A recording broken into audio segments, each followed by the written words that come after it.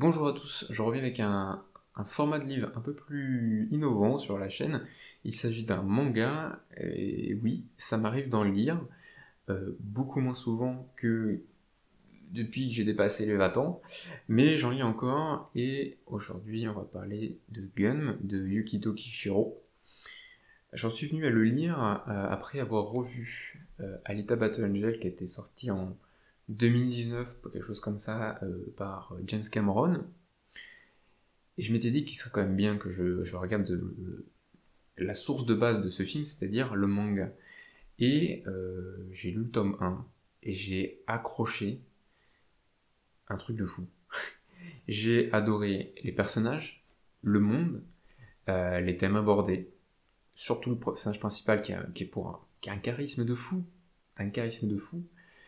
et le style de dessin, la patte graphique de Monsieur Kishiro. Donc je rappelle que ce format de vidéo, je vous présente une œuvre, une série, ça peut être très large, mais ça reste littéraire, ça reste des livres. Après c'est ma propre définition de livre, je considère qu'un manga c'est un livre, c'est peut-être pas le cas pour tout le monde, mais quoi qu'il en soit, je considère que c'est ça. Et je vous fais un résumé rapide, bref, et je vous donne 1, 2, 3 points qui m'ont plu dans le livre.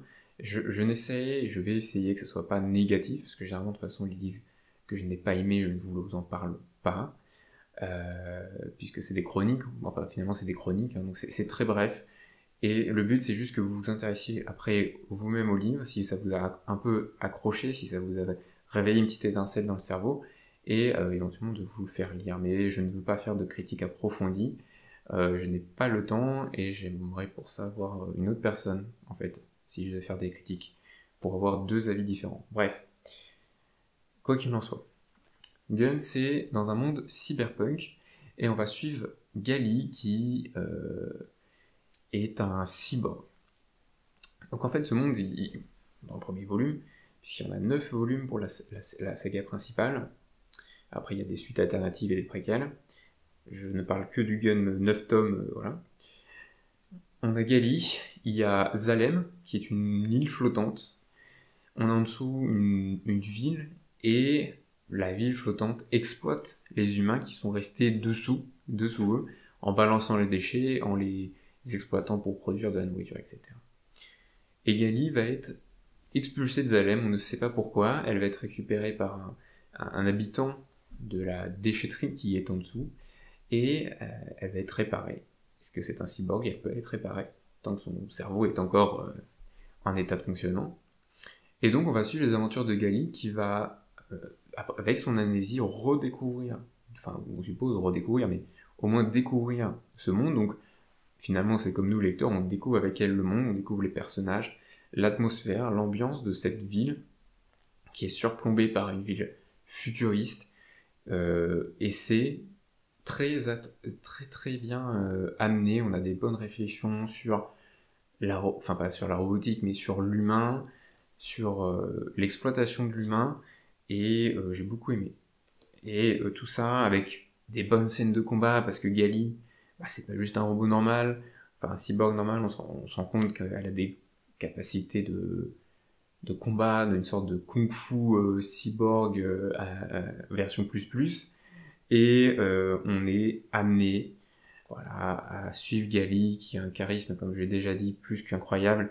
Et avec Gali, on redécouvre tout. On va au fur et à mesure des tomes redécouvrir l'amour, la tristesse, le deuil, parce qu'il y a des événements tragiques.